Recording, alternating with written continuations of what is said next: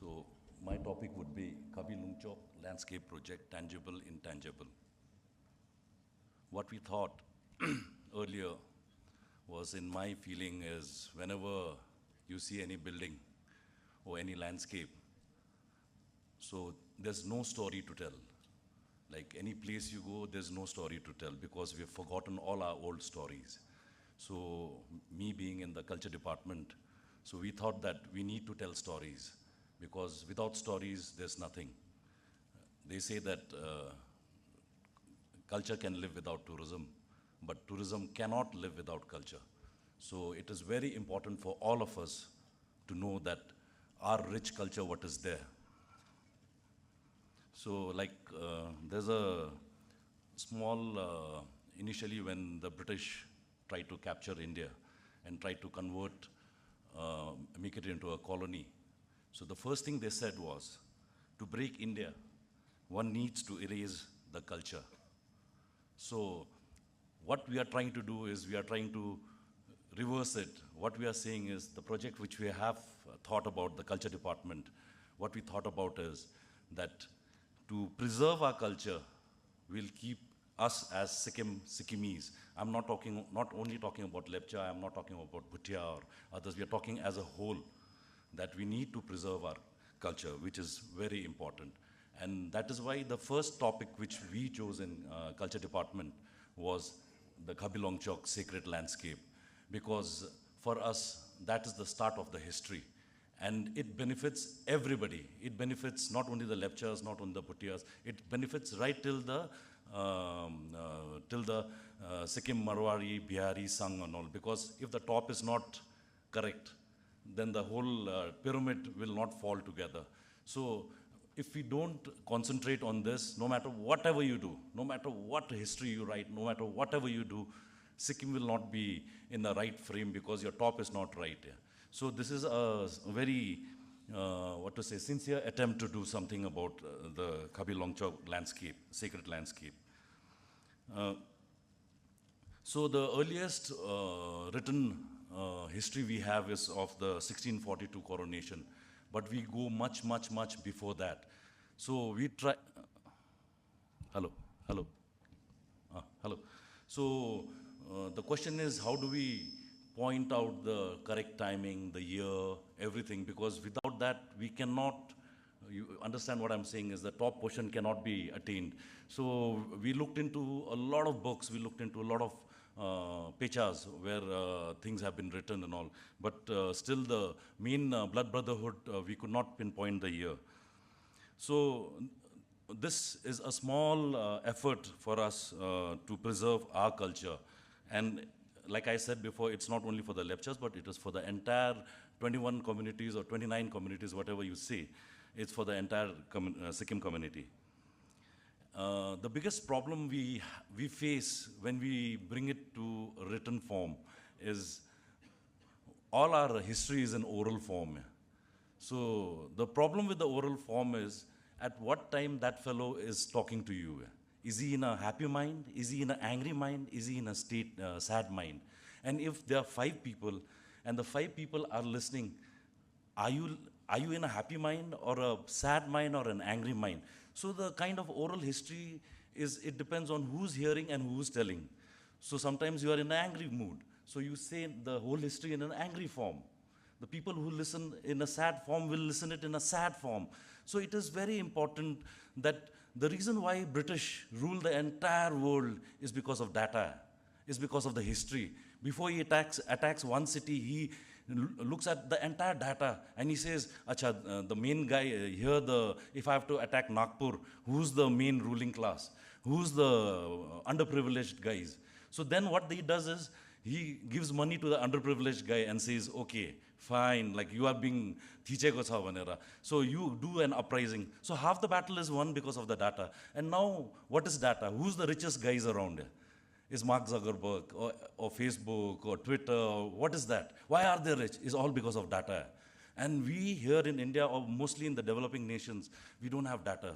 यस्तो भन्दै थियो यस्तो थियो यो भएको थियो but where is it in written? Nothing is in written. So until unless you don't bring it down to written, it is not going to work. And for us, this we are not saying that this is the truth what we have said. What we are saying is this is the most popular story going around, because each will tell you the methodology, how we reach.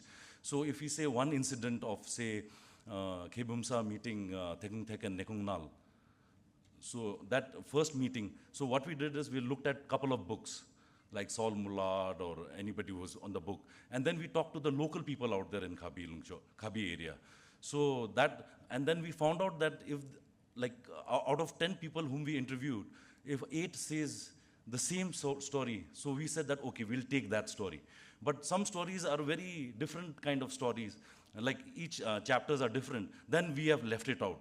So this is what we have done, is to bring it into a, somewhere we need to start. Somewhere we need to start. There are different versions, but we need to start somewhere. Until unless we don't start, then at the end of the day, what happens is, we are reading what? We are reading Akbar, we are reading Alexander, we are reading Second World War, but have we read about our own history?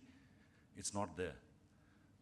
The entire curriculum in our own state, we don't have our own local history here. We are reading others' history, but we have not read our history here, because it's not there.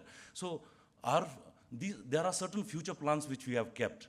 And one of the future plans is to have these histories to be put into SCRT here, to tell the education department through the ministers and through the lawmakers here, the MLAs and all that. This will be a small try, where later on, like, there'll be a lot of processes we need to go through. So this is a small attempt to bring this later on to the books, so that our younger generations will read it. And this is not a closed book, it's an open-ended book. I'm very happy to see a lot of scholars here. There are a lot of graduates, there are school kids, there are masters and PhD. You can take this and then you can revise it again and again and again and again. So that is what we thought about it. So to bring the oral history to written is a very difficult procedure. And to bring the written into illustration, it's another difficult problem we had. Because when I write it, it's written. But when I illustrate it, what is there in the background? Suppose if Khebumsa is meeting Thekung Thek and Nekung Nal, our problem is what was there in the background. What kind of flora was there? What kind of fauna was there at that time? So to bring that into an illustration was another very difficult. So we did a illustration of the Azongu village, how Azongu village was there during those times. We did an illustration. And if you see your phone, what do you call that, megapixel you say, no, the photograph is, it's about 10 megapixel. Maximum now it can go about 15. So our illustration is about 50,000 megapixel. And while we were doing this, the laptop blew also, because it was so heavy. And the guy who was illustrating, he went under depression because he had to start all over again. So, and that illustration, we have put it in Manan Kendra, and that we have put it in BL House for our own future reference. And we have given each and every detailing about it also. And if you look at Manan Kendra also now, earlier it was a building. Now what we have brought is, we have brought in a lot of stories inside. If you visit during this Tendong Loram Fat during 7th and 8th, you can go and have a look at it. And now what the building is telling is, building is talking to you. Building is telling you history. Building is telling you culture about all that. Sorry, I'm taking a little bit more time before the presentation, because I wanted to give you a general background why it is important. So again, about 2 weeks back, I had a meeting with the UNESCO chief, Tim Curtis. And then I had a meeting with the Royal Enfield Foundation. So basically, these two, what they are doing is they are archiving all the special, like the bamboo bridge and other things in Ladakh and other Himalayan states. So I went and I said that, why don't you collaborate with us, Government of Sikkim, where the funding will be done by the Royal Enfield Foundation and stamp of UNESCO. And then we, as the government, will give you the logistics. So they have kind of agreed, and our forest minister had earlier been a big torchbearer on the bamboo bridge archiving.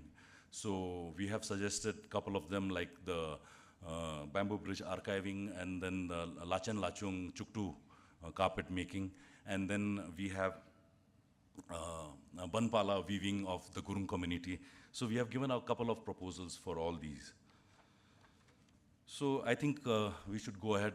I've taken a little bit more time, and we have just kind of made this book. This is at a very draft stage, and a very exhaustive work has been done. It is almost about 3 years we have put in, and still we are revising this book. So once we get it approved from the Gram Sabha and from the cabinet, others, then I think this would be a book where we can have our history archived for the first time, and then later on other history will come forward to it. So can we go next slide? We can.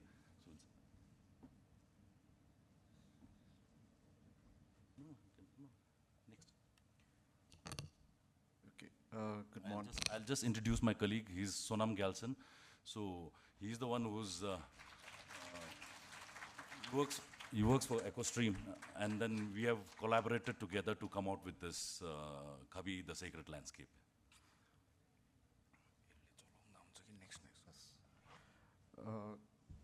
Good morning, everyone.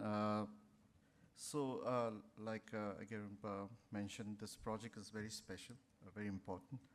So the initial brief that the department gave us, the government gave us, is to design and develop content for Kabi Lunchok in Kabi, North Sikkim, through a national, intangible and tangible heritage landscape mapping process.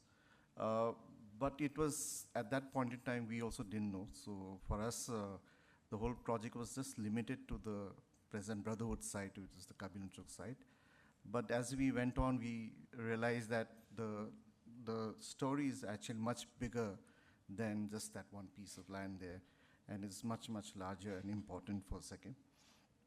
So we kind of like had a very robust design process where we did our research, we did a field study, then we did,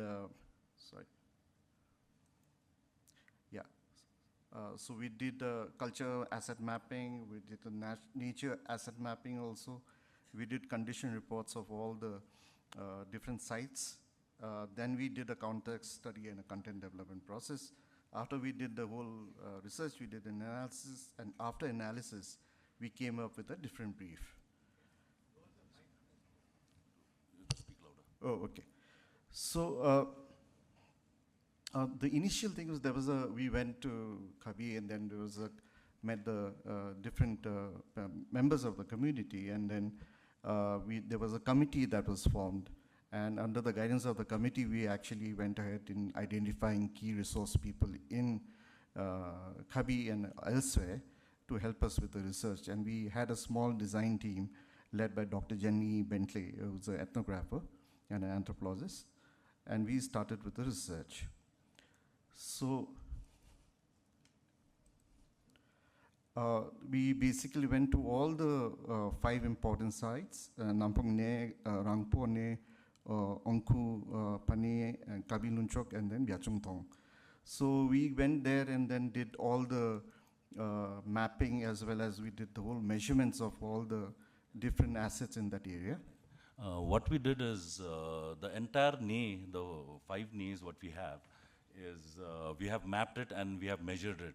So later on, if there's any earthquake or any landslide and all, so it is there in the history. So we have recorded each and every measurements.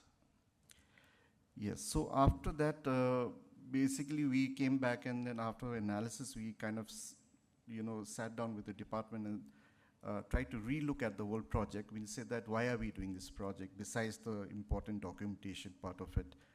So then there were 3 things that came out, is through which we were trying to create value. One is ownership of this asset. Who does it really belong to?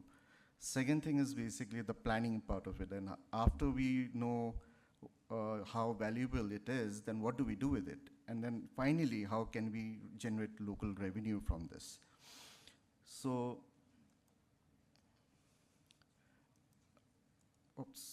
can we go back? Yeah, thanks. So here we then realized that we took up a multidisciplinary approach where we were not only just designers and anthropologists, but then there were engineers from the engineering cell at the culture department involved. We had people from the management part who actually helped us out, design, and we had various different stakeholders, architects, and then researchers. We basically took up a multidisciplinary approach to this. The focus target audience, we looked at 3 different aspects, which is preservation, protection, promotion. Preservation, we basically looked at the people of Kabi Lunchok. Protection of the Kabi Lunchok landscape, and then promotion basically work towards the visitors who are coming there and people who are actually coming there for, again, following the Khebumsa narrative, which is, I'll talk to you about in the next slide. So finally, this is what Agay was mentioning about. This is that one illustration which actually, blew up our system, because it was so detailed, and we kind of like were looking at not only the cultural aspects of it, but we were also looking at the natural aspects of it, because even before the cultural narrative started, the nature was there much before that, and the forests are much more older than these cultural narratives.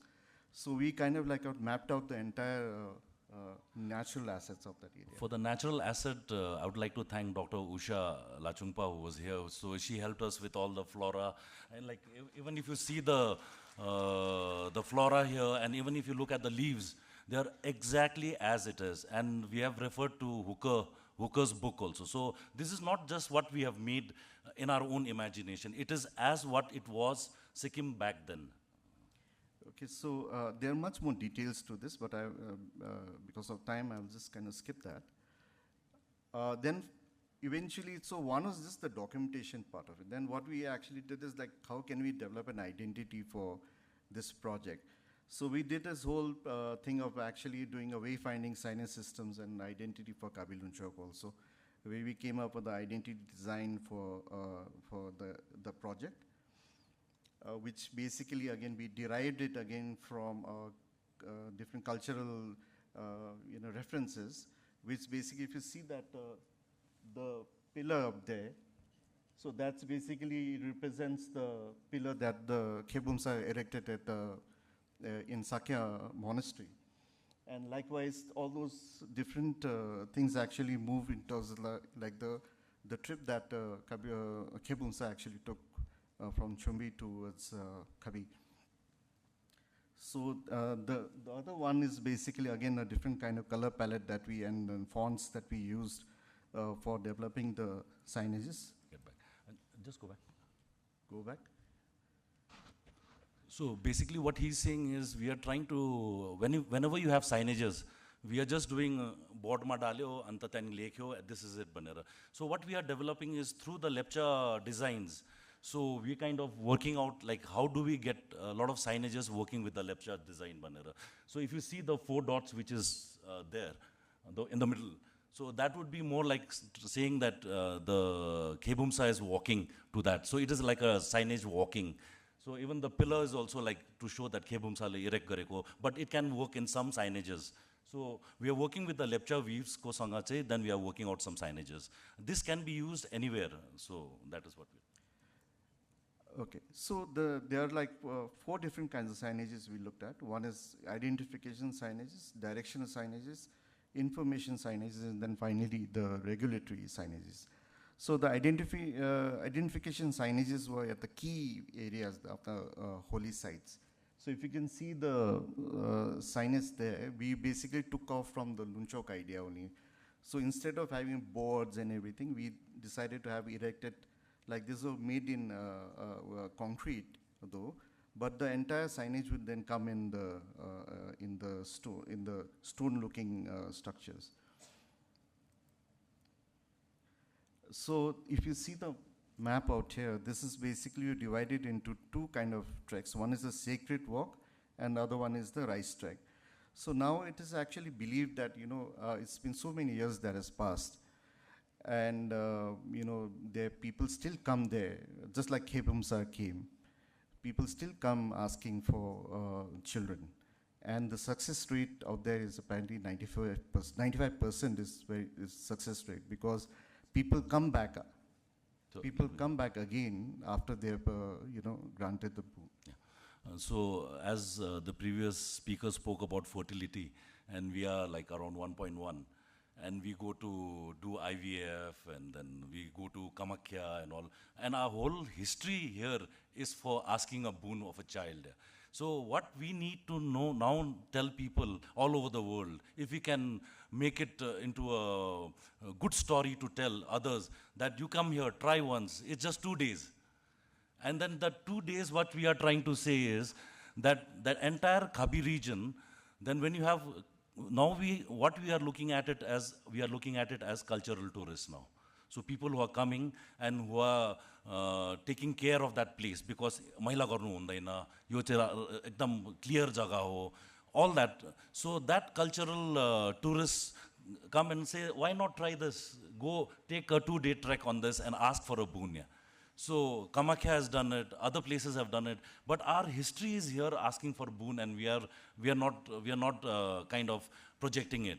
So now this is where again the question is, what we looked at it also is, Khabi has always been bypassed, because everybody wants to travel from Gangtok, they go all the way to Lachung, stay overnight, again kata kata kata Yumthang Zansa, here again they go up to Gurudogma, take Facebook, TikTok or whatever it is, and then you come home 2 days. What you saw, nobody saw anything here, because they just wanted to take photograph here. But this would be a place where you tell stories. And then what we are looking at it is, we are looking almost about 5,000 people, direct employment in terms of guide, in terms of homestays, in terms of taxi drivers, in terms of agriculture, vegetables, milk, everything. And what we need to say is that this is a blessed area. So at the end of the day, we were talking with the UNESCO, and our basic idea, I don't know how far we can take it, from Welcome to North Sikkim till Bakcha, we want that to be declared as the UNESCO site for Khabi Longchok. So that would be one of the biggest, and we will try our best, but probably our time might run out, but the youngsters are here and our lawmakers are here. So we need to push this and make this into another UNESCO site. And when you have people who are living in that area, even a room would be costing about five-star hotel rooms, because it is a UNESCO protected site. Right. So, like I mentioned, I think this has a huge potential. So, a lot of the output of a research and whatever we documented was not just limited to basically making illustrations of the narrative, but it was to see that what can happen, how the benefit can actually happen to the whole region. So, so instead of just having random signages in that area, like I mentioned, if there's a UNESCO heritage site, then all signages will have some uniformity, whether it's a shop, or whether it's the school, a primary health center, everything will have some uniformity there. So you have a sense that you're entering in a heritage, area. Just before that, we were talking to Labi Sangye and the Omje there in the Gumba, and then they kept saying is, "Hamroma nani mangno ako phele khako chaina bhanera." So that is the kind of story which goes there. So these I'll just run you through. We're running out of time. So these are some of the signages that will go in different of the important sites. These are the information signages. It also has a QR code. The QR code actually has the narrative. It has a voice recording of, say in this case, Labi Sangye, who also has sorry.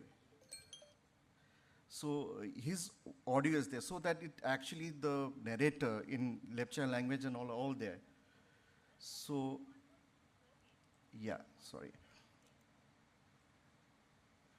So these are some of the other examples. So the entire thing is actually there in 3 different languages. It's in English, it's in Lepcha, and then it's in Bhutia.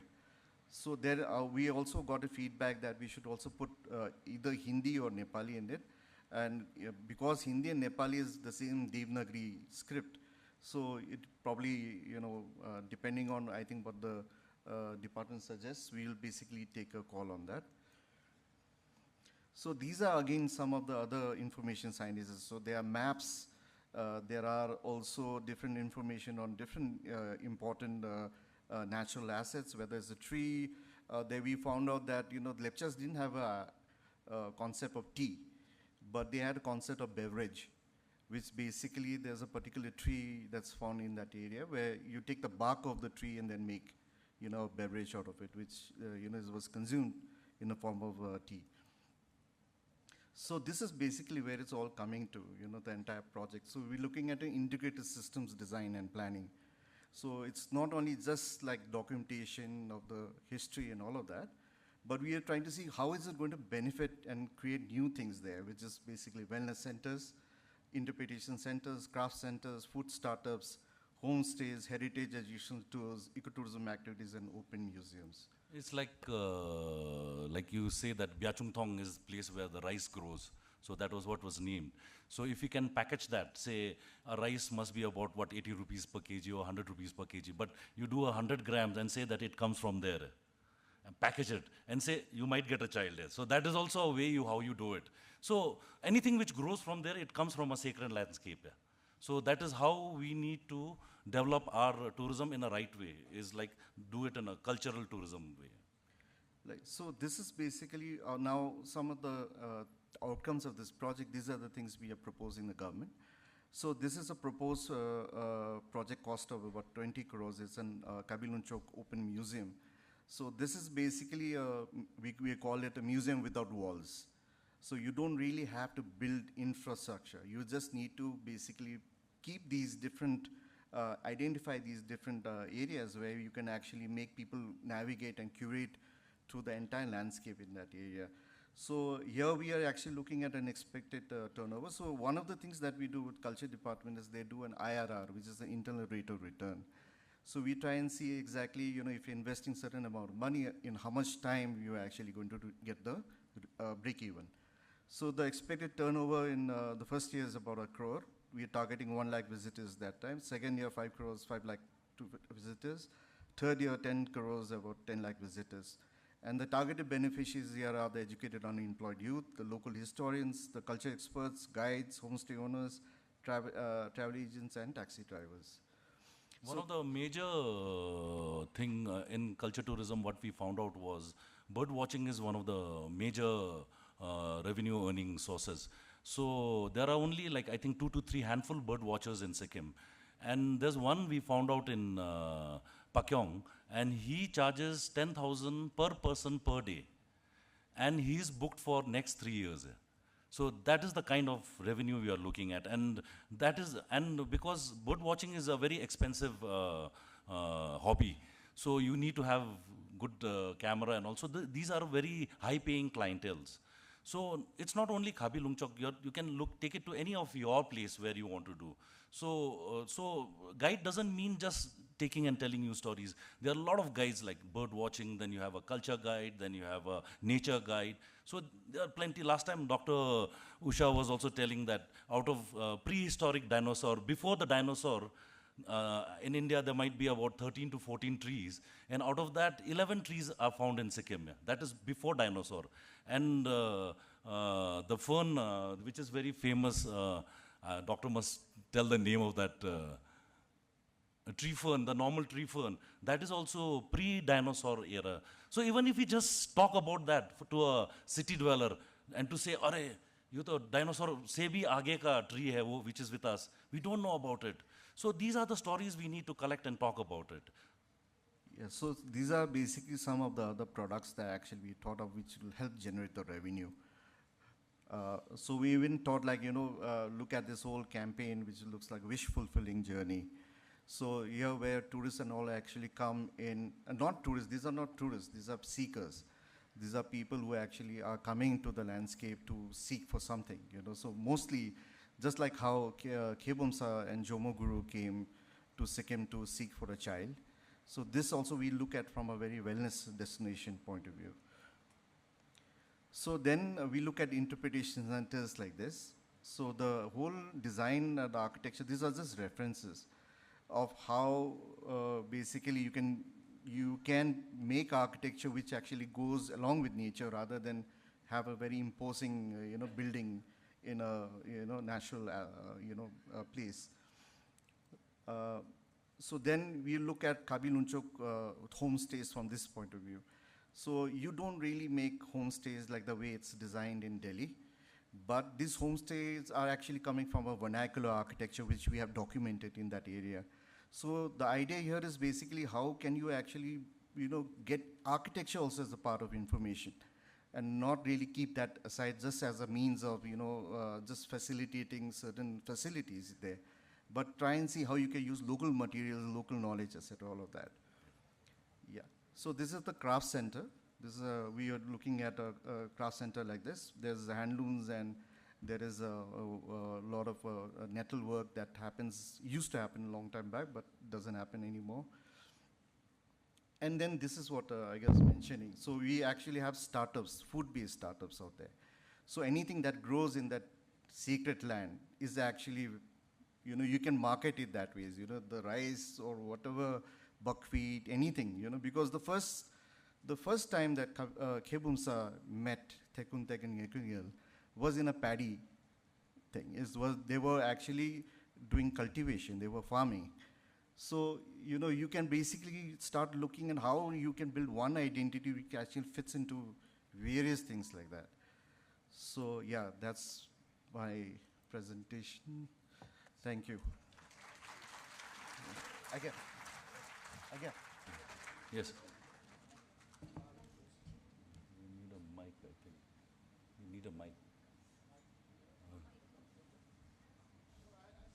Yes. And others have to hear.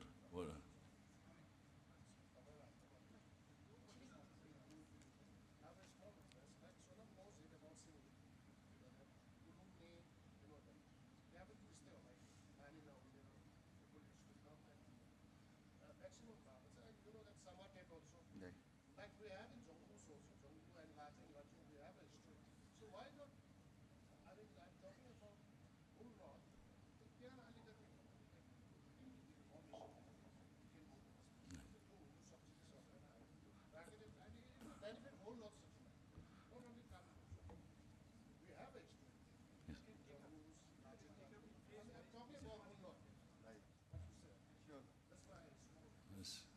Thank you so much, La. It takes almost about, this has taken almost about 3 years. So it'll take time, because to come to this stage, it's very difficult. But we will try our best, and then if anybody is interested, then we can do it. And this entire thing it's not for the seniors, but it's basically for the young scholars, and that you can take forward this, whatever this project is, and make it better and better. This is just a start. There are a lot of mistakes, but if you want to do how we came to this methodology, all that, you can always come to our office, and then we can fix up a date, and then whatever we can do, we'll try to help you as much as possible. You can make this as a thesis also, your PhD scholar thesis and all that stuff. Thank you so much, Achule.